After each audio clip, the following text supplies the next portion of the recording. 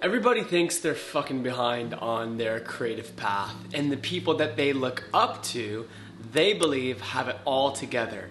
But then you ask those people and they feel like they're fucking behind, and the people they look up to, you get the point. So why is it that we stay stuck thinking that we should always be more successful than we are? That there's somewhere else to get to that we haven't reached yet, and so we start to should ourselves and shame ourselves. So if you've ever felt like that before, you've said the phrase, I should be more successful than I am, I want to help resource you so that by the end of this video, you will feel more open to feel what is beneath your shame so that you can get unstuck by mobilizing that emotion through your body so that you can creatively express yourself more fully without that kind of shame creeping in, so that you are actually able to create the life you crave.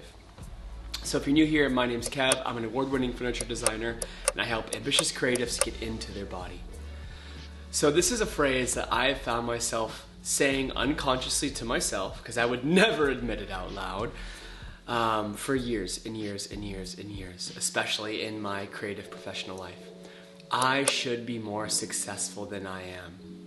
And the problem with that word should is that we're shaming ourselves. And when we shame ourselves, we're creating more separation between who we are and who we want to be, because we are reinforcing the belief that who we are is not currently enough, so that separation grows greater and deeper and wider and further.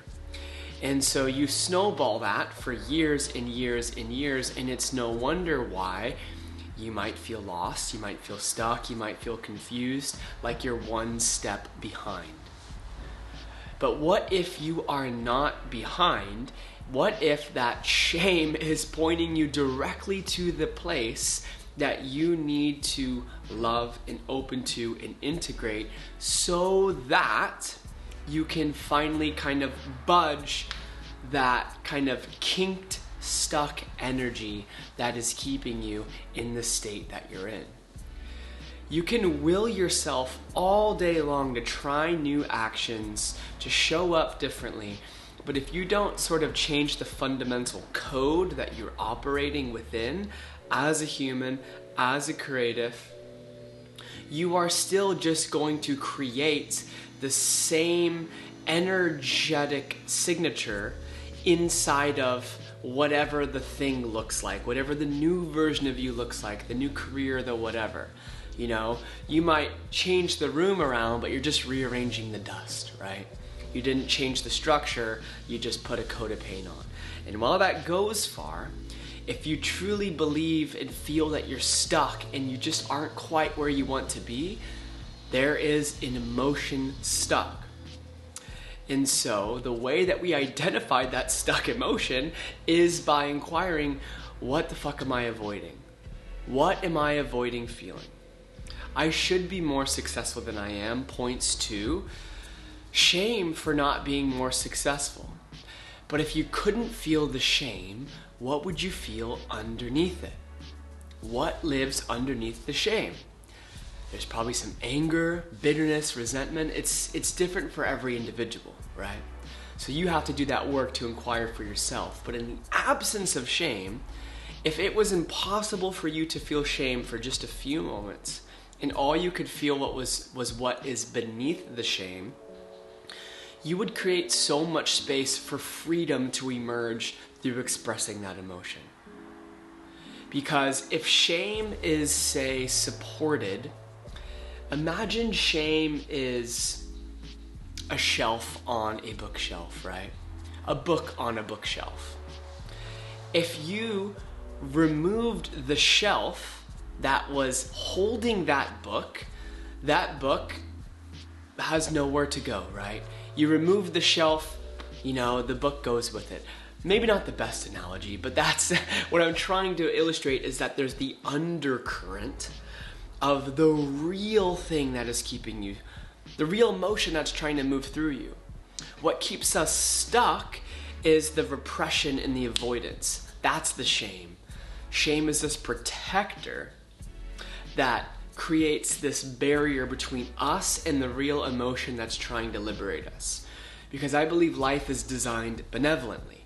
It's trying to help us become more free, and it wants to move through us what is helping us become deeper, more present, more actualized versions of ourselves. So to step up and actually create more of the success that you crave requires dissolving and deconstructing your sort of willpower to keep reinforcing the shame, the protection, the barrier. When we take our hands off of the shame and allow ourselves to feel what's beneath it, we find that not only do we get to move through that deeper emotion, anger, the resentment, the sorrow, but the shame also dissipates too. And it's not that it won't come knocking back on your door. It's a lifelong dance, of course. But this is something I see come up all the time in my coaching calls and with my own personal journey and with friends is, I should be more successful than I am. Why am I not more successful? And that very way of saying it is the lock and the key. So until we learn to get beneath the shame, we will be limited because we are actively avoiding and resisting the deeper emotion because it's fucking scary. So be graceful with yourself. You're not to blame for the shame that you have identified with. But now you are responsible if you want to create a great life beyond it, right?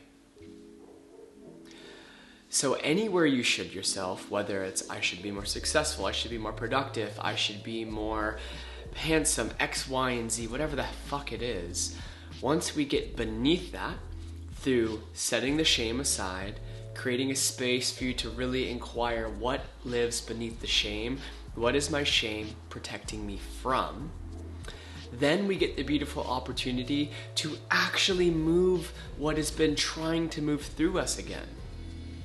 Something that has been stuck in your system and created all sorts of kinks and go around and redirect, detour. Once that road is opened again, think of how much more directly impacted your creativity, your ability to show up with your heart a little bit higher, your community, whatever it is, however you're expressing yourself, right? And thank you for listening to the table saws and the dogs barking. It's all part of this beautiful, imperfect potpourri of what it means to live this crazy, chaotic life, right? So, we all have shame. Be fucking graceful with yourself and learn the beautiful, awkward, messy dance of what it means to hold your shame and what's beneath it.